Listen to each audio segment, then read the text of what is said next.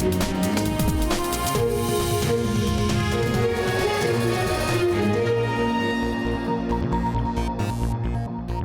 evening. You're watching the news tonight, your daily roundup of all that has happened across India and the world. I'm Ishan Russell, and these are the headlines that we're tracking this evening. Budget session of Parliament comes to a close. The Rajya Sabha bids farewell to 53 members on the last day.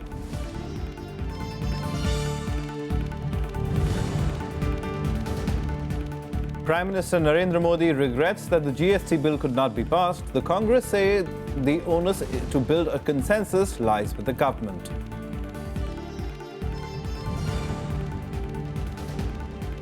In a landmark judgment, the Supreme Court retains the defamation law. Apex Court observes that the right to freedom of speech is not an absolute right.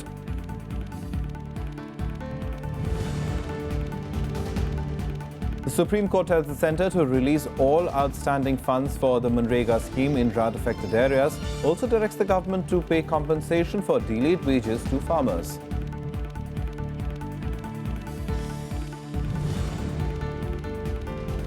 And the Sri Lankan president is on a two-day visit to India. Maithripala Sirisena meets Prime Minister Modi over dinner, visit to bolster ties between two countries. Our top story, the Rajya Sabha was adjourned sine die on Friday, bringing an end to the second half of the budget session of Parliament.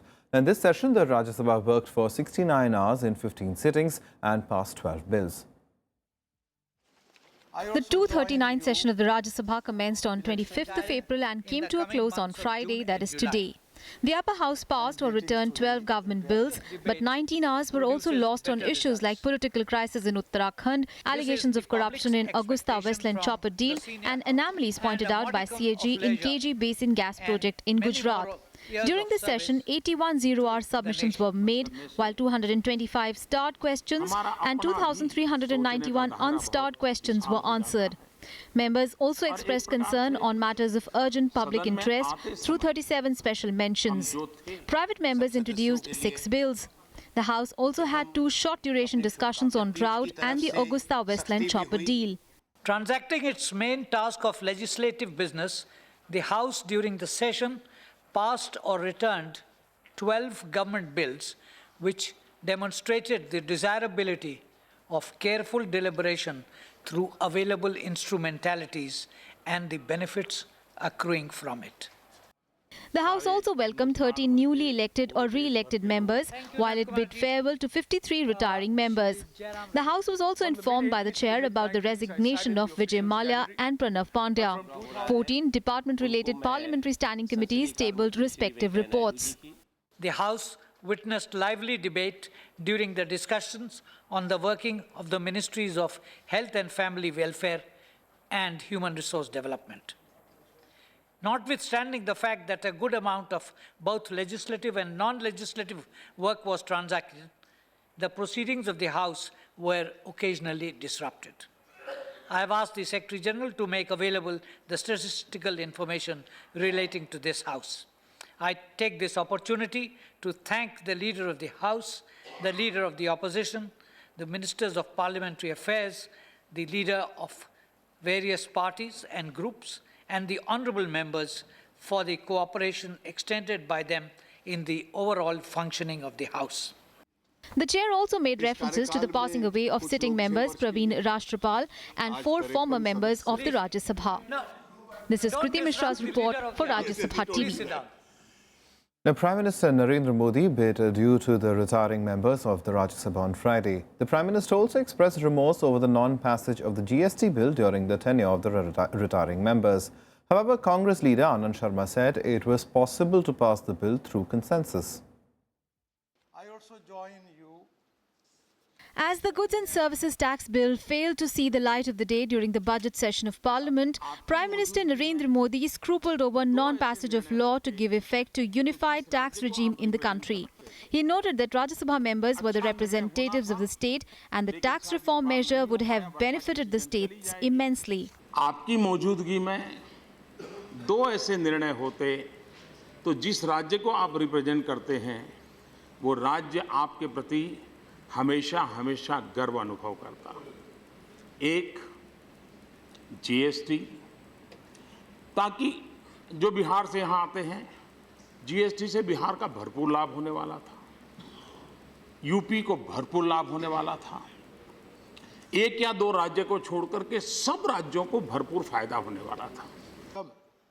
Meanwhile, Deputy Leader of Congress Anand Sharma highlighted the important bills passed by the upper house and expressed disappointment on the slugfest over the GST bill. ये भी सही है कि देश हित समझना सत्ता पक्ष और प्रतिपक्ष दोनों के लिए जरूरी है। हमने भी अनुभव किया है, जब हम उस तरफ बैठे थे तो गतिरोध और आम सहमति ना बनने के कारण जिस जीएसटी का आपने जिक्र किया उस बरसों रुकी रही। हम सोचते हैं कि आज एक ऐसा वातावरण बने देश में जो राजनीतिक संवाद में कटुता आ गई है, उस कटुता को, कड़वेपन को दूर किया जाए, क्योंकि सब लोगों को मिलकर इस समाज को और इस देश के निर्माण को काम करना है और प्रयास हमारा ये रहे सबका एक दूसरे को समझने का। PM Modi also voiced discontent over non-passage of the Compensatory Afforestation Fund Management and Planning Authority Bill. Also expressing gratitude to the retiring members, Prime Minister said that the 53 members in their 6-year tenure have seen 2 governments. Conveying his best wishes, he thanked them for their contribution to important policy decisions. This is Kriti Mishra's report for Rajya Sabha TV. Now, the NIA today dropped all charges against Sadhvi Pragya Thakur and 5 others in the 2008 Malegaon blast case, citing lack of evidence against them. The stringent Makoka law was also dropped against all the other 10 accused, including Lieutenant Colonel Prasad Shrikant Purohit. The opposition slammed the BJP government, accusing it of shielding its own people. In a big relief to the 2008 Malegaon blast accused, the NIA today dropped all charges against Pragya Thakur and 4 others, while charges under the stringent Makoka law were dropped against all the other 10 accused, including Lieutenant Colonel Prasad Shrikant Purohit. In its charge sheet submitted to a Mumbai special court, the NIA said that sufficient evidence was not found against the accused, adding that the prosecution against them was not maintainable. There was a lot of political layering over these cases, and a lot of people were sort of projected as being the face of one kind of terrorism and another, in this case, saffron terrorism and so on and so forth. So there is, Malegaon 2006 and 2008 have happened, but I don't think necessarily the ATS and the NIA got the right accused in these cases. I believe that the natural course of investigation process has taken place, and justice should prevail. What is important is there should be no interference at any level from any corner. This significant development will pave the way for a discharge and early release from jail for Sadhvi Pragya and other accused. However, Lieutenant Colonel Purohit and 9 others will now be tried for charges including murder and conspiracy under the provision of Anti-Terror Law UAPA, IPC, Arms Act and Explosive Substance Act. The opposition has slammed the BJP government for the exoneration of the accused. The National Investigative Agency,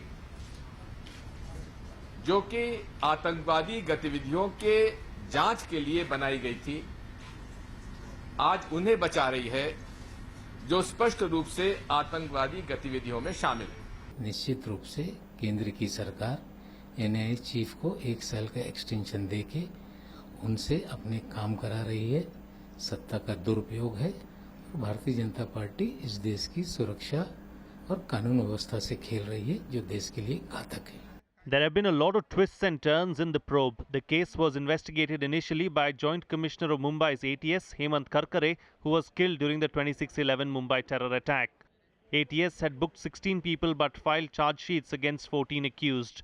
The NIA took over the case in 2011 after investigation and said that the case was fabricated and the statements of witnesses were taken under force. 7 people were killed and 80 injured in the September 29 blast in 2008. The blast is said to be the first major case in which the involvement of right-wing Hindu extremists came to the fore.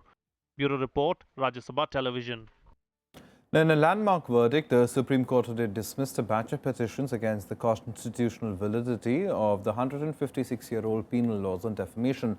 The Supreme Court has ruled that the provisions are valid and do not violate the Constitution. Several political big-wigs had filed petitions in the top court. The court said people charged with criminal defamation will have to face trial. A verdict with far-reaching consequences. The Supreme Court on Friday upheld the constitutional validity of penal provisions on defamation law, observing that the right to freedom of speech is not an absolute right. Article 21 envisages that right to life is right to life with dignity. And nobody has a right to encroach upon that dignity, which is a fundamental right of a person. In that reasoning, the Supreme Court has upheld, in this what I feel it is, that it is this section is not ultra vires anything. It is not as if only money can substitute it. It has got other connotations as well. The bench passed a judgment on a batch of petitions filed by Congress Vice President Rahul Gandhi, Delhi Chief Minister Arvind Kejriwal, BJP leader Subramanian Swamy and others. The bench directed magistrates across the country to be extremely careful in issuing summons on private complaints on defamation. The top court said we have to strike a balance between fundamental rights to freedom of speech and the reputation of an individual. The court also added that it was difficult to say that criminal defamation has a chilling effect on freedom of speech and expression. The right of reputation under Article 21 of Constitution cannot be allowed to be crucified at the altar of freedom of speech. जो घोटालेबाज इस देश के अंदर जो भ्रष्टाचारी हैं वो इस कानून का फायदा उठाते हैं और जो विसल ब्लोअर्स हैं जो भ्रष्टाचार को उजागर करते हैं उनके ऊपर दबाव डालने की कोशिश करते हैं और इसके बहाने से उनका विक्टिमाइजेशन करने की कोशिश करते हैं। बहुत अच्छा होता अगर सुप्रीम कोर्ट आज इस अपने फैसले में इसको डिक्रिमिनलाइज कर देता। The court ruled that sections 499 and 500 of the IPC dealing with the criminal defamation and section 119 of the Code of Criminal Procedure are constitutionally valid, dismissing the pleas of setting aside these sections. The constitutional validity of penal laws on defamation was challenged on the ground that they were outmoded and inconsistent with right to freedom of speech and expression. The Indian Penal Code makes defamation an offence punishable by up to a 2-year jail term. Bureau Report, Rajya Sabha TV. The Sri Lankan President Maithripala Sirisena today arrived in New Delhi to build on the bilateral ties between the two countries. Sirisena met Prime Minister Narendra Modi over dinner. The two leaders held talks to further strengthen the close and cooperative relations between India and Sri Lanka. The Sri Lankan President will visit Sanchi in neighbouring Raisen district on the 14th of May to take part in the programme of the Mahabodhi Society. He is also likely to visit the world-famous Sanchi Stupa, one of the ancient stupas in the country. Sirisena is on a 2-day visit to India. This is his second visit to the country in 17 months.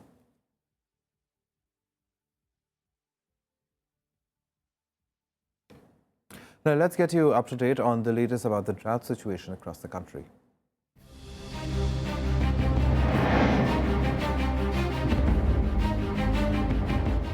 The Supreme Court today asked the centre to release all the outstanding and necessary funds for the Manrega scheme to the respective states. The Apex Court directed the government to pay compensation for delayed wages to farmers in drought-affected areas. It also directed the states to appoint commissioners for effective implementation of public distribution system. The bench directed the government to ensure compensation for crop loss in such areas. Let's now take a look at some of the key reliefs given in the Supreme Court's historic judgment. The Supreme Court says that there should be universal access to the public distribution system ration food grain in drought-affected areas. It maintained that the midday meal scheme should be continued throughout the summer season in drought-affected areas and that the meal should include egg or milk. It also says that there should be food commissioners for each state and committee for each district for implementation of the Food Security Act. On the employment guarantee scheme, the top court ordered the centre to release adequate funds to states so that there were no wage delays. Now, meanwhile, people in the Banda district in Bundelkhand are reeling from a double blow. While on one hand, the drought has completely destroyed rural economy, on the other, the assistance promised and distributed by the administration is not reaching the recipients. Here's a special report by Rajya Sabha TV's Arvind Kumar Singh. A Tarhat villager. Ramratan is a small farmer. These days, making 2 ends meet is a daily struggle. Unseasonal rains and hailstorms destroyed his crops for 2 years in a row. As assistance, the government gave him and his brother Ghansham checks of 750 rupees each. But by then, both compensation checks had expired. The brothers spent 1,000 rupees visiting the Tehsil and block offices to get the money. Finally, they gave up the struggle, fearing it could cost them more than what they will get. Moreover, the destroyed crop has saddled them with huge losses. राज्य सरकार की ओर से मुझे कुछ नहीं मिला, सूखा राहत आया था तो कहा गया कि मिलेगा, आपके खाते में आ जाएगा। मेरे खाते में कोई भी पैसा नहीं आया। न मुझको एक चेक दी गई है जो आज भी मेरे पास रखी है मौजूद, वो भी 700 रुपए की है, तो वो मैं बैंक में गए, बैंक वालों ने मुझको वापस कर दिया। Farming has come to a standstill in Banda district. The region is famous for its tur crop. Tur even sold at 200 rupees a kilo recently. But the farmers here did not get even 20 rupees a kilo. अराही को कुछ नहीं करते यहाँ, और फसल में कुछ ठिकाना है ही नहीं यहाँ। गेहूँ तो बहुत सारा आएगा है, वो में कुछ नहीं करता है, 2 कुंटल का बीघा का कुंटल भर के गिरे थे। If this is the plight of the farmers, the state of the labourers and the very poor can only be guessed. The 15 lakh population of the district are in the grip of a savage drought. But distribution, whether of food or assistance, favours only a fortunate few. The administration is insensitive. हमको सरकार कोई मुआवजा नहीं मिला। लेखपाल हमारा number ले गया, वहाँ बोलता है कि हर बार जो बोलते हैं कि सर पैसा नहीं हमारे खाते में गया, तो कहता है कि तुम्हारे खाते में मैंने भेज दिया। अच्छा। हाँ, वो सर हमको पैसे ही नहीं मिलता। हम कई बार सर दौड़ के हम गए। The stories on the ground reveal the true state of affairs in Banda, but the district administration continues to make tall claims. Fields that used to yield no less than a quintal once are unable to produce even 10 kilos. Fields are lying fallow, and compassion that needs to be on display is missing in the relief work. This is Arvind Kumar Singh's report for Rajya Sabha TV from Banda.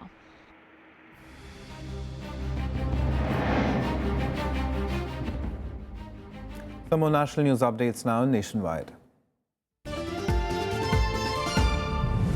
Suspended JDU MLC Manorma Devi today filed an anticipatory bail petition in the district court in connection with the recovery of liquor bottles from her house during a search. Manorma Devi's counsel further claimed that she had been implicated in the case as the allegations levelled against her are false.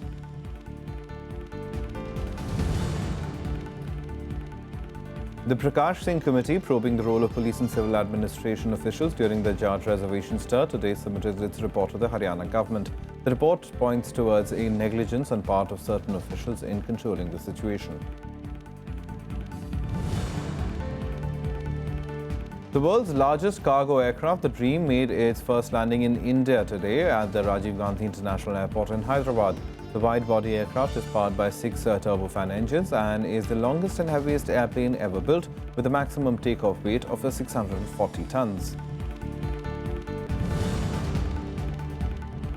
The Northwest Division of Indian Railways will soon commence trials of coaches fitted with solar panels. Railways are hoping to reduce 239 tons of carbon dioxide emissions annually by saving approximately 90,800 litres of diesel per rake.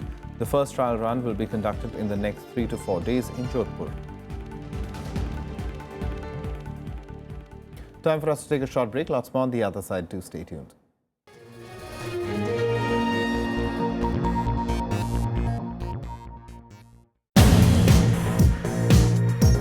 Translation means converting knowledge into products useful for improving the quality of life.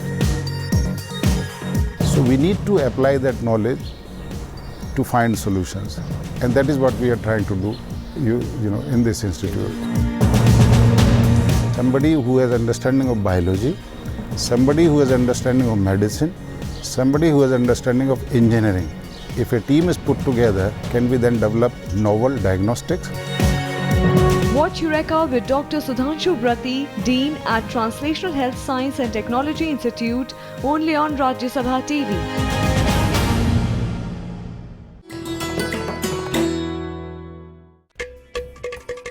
Ghata, one of the oldest and most unique percussion instruments of southern India. You can play it not only with your fingers, but palms, wrists and heels as well. You'll be surprised, but the air inside the ghatam reverberates, creating the musical notes. 5 elements of nature, earth, water, air, fire and space, make up the composition of this beautiful musical piece, which has found an apt place in most of the ancient books.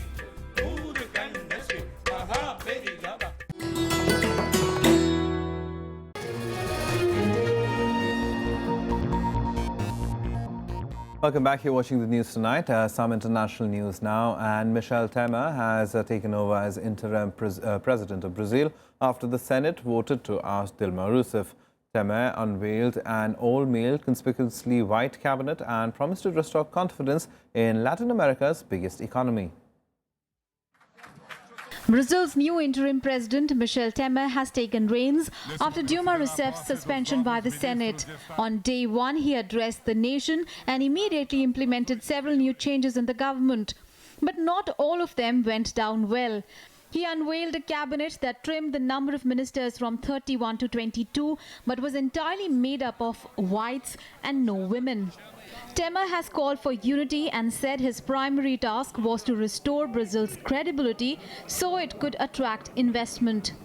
Em minha primeira palavra ao povo brasileiro é a palavra confiança.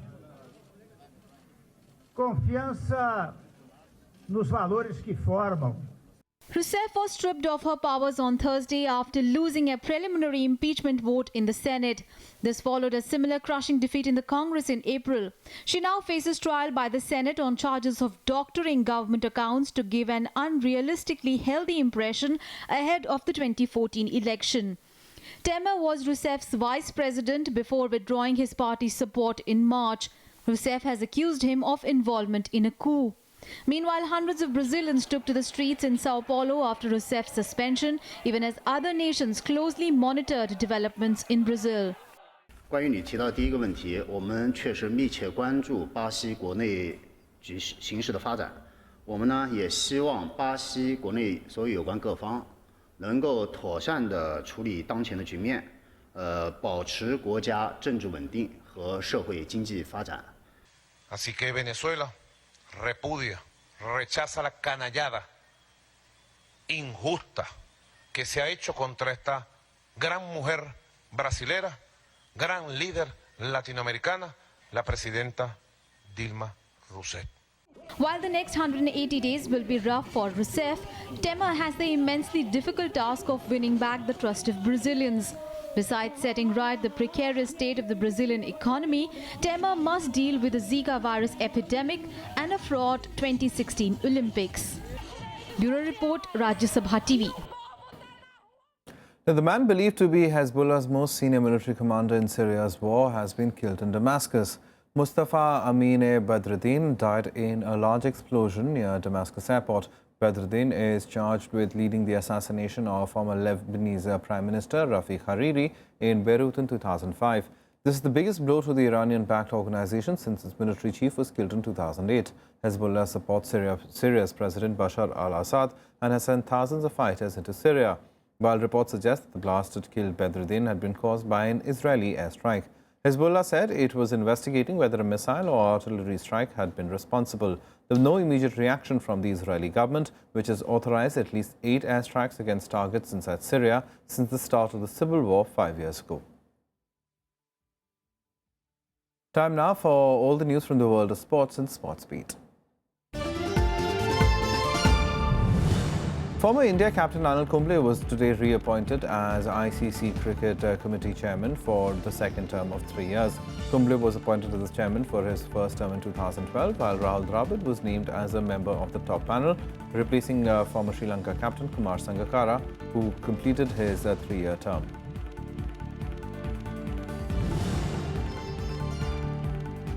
Indian boxing star Vijayendra Singh will take on Poland's Andrzej Solra in his first 8-round professional contest today at the Macron Stadium in Bulletin.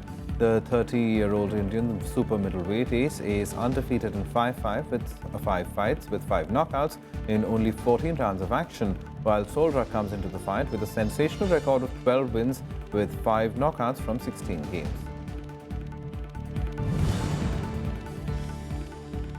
The International Boxing Association (IBA) has extended the deadline for Boxing Federation of India's elections. The IBA had earlier set a May 14 deadline for the formation of the Boxing Federation of India, but has agreed in principle to extend it given the logistics involved. Final dates for conducting elections are not declared yet.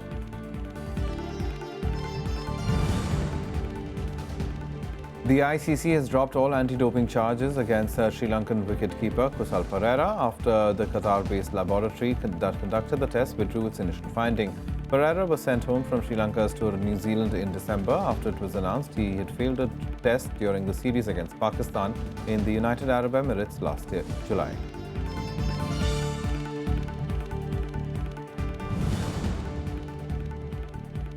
World #1 tennis player Novak Djokovic overcame a terrible start to his Italian Open third-round match against Thomas Verducci on Thursday by scoring a 0-6, 6-3, 6-2 win. This win will lead Djokovic to the Rome Masters quarterfinal against Rafael Nadal, a 7-time winner in Rome. Well, that's the news tonight. Good night.